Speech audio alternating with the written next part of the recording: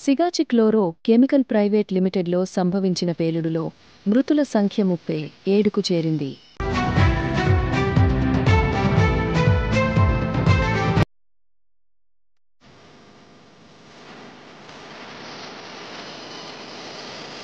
మరో 35 మందికి తీవ్ర గాయాలయ్యాయి.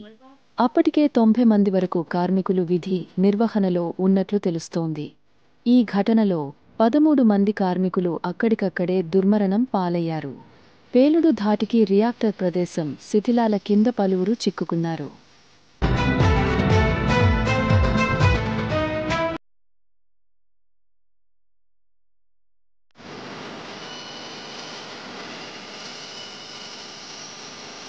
దుర్ఘటన స్థలాన్ని సీఎం రేవంత్ సందర్శించారు.